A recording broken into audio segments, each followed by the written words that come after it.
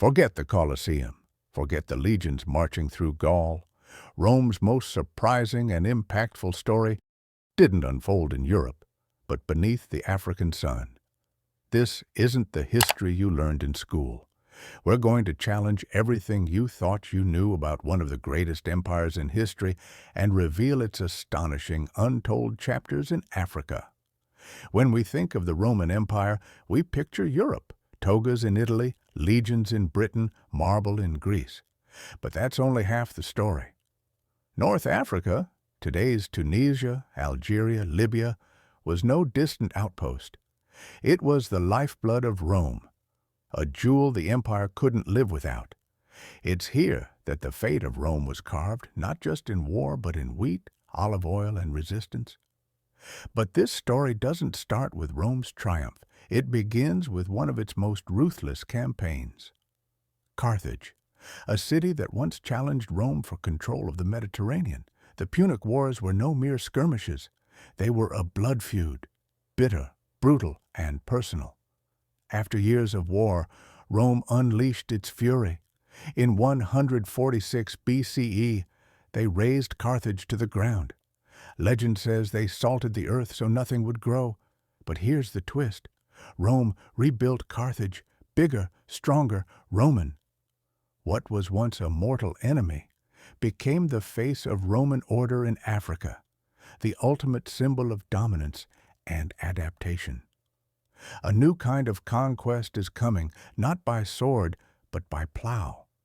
North Africa blossomed into the empire's breadbasket. The region fed millions, shipping tons of grain and olive oil across the Mediterranean. The Romans didn't just harvest, they invested. Roads sliced across deserts. Aqueducts brought water to arid plains.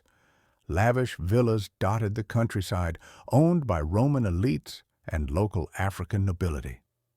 It was a golden age built on African soil. But golden ages never last forever. Not everyone welcomed Roman rule. The desert whispered rebellion. Tribes fought back. Leaders like Tacfarinas, a Roman-trained soldier turned insurgent, waged guerrilla war against the empire. He knew their tactics and used them against them. But over time, a new reality set in. Africa wasn't just conquered, it was Romanized. Latin spread. Roman laws governed, and the people, from Berbers to Phoenicians, became Roman citizens. Some rose to power. African Romans served in the Senate, commanded legions, wrote philosophy. Today, across the sands, the echoes remain. Colossal amphitheaters, arches, temples, a forgotten Rome, not in Italy, but in Africa. This land also birthed faith. Early Christianity thrived here. Thinkers like Tertullian and Augustine, both Africans, helped shape the church.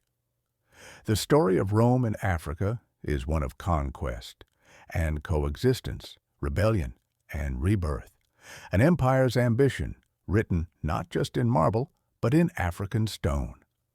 So next time you think of Rome, look south, across the sea, because its heart didn't just beat in Europe, it echoed in Africa.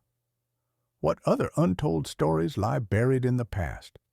Subscribe, and we'll uncover them together.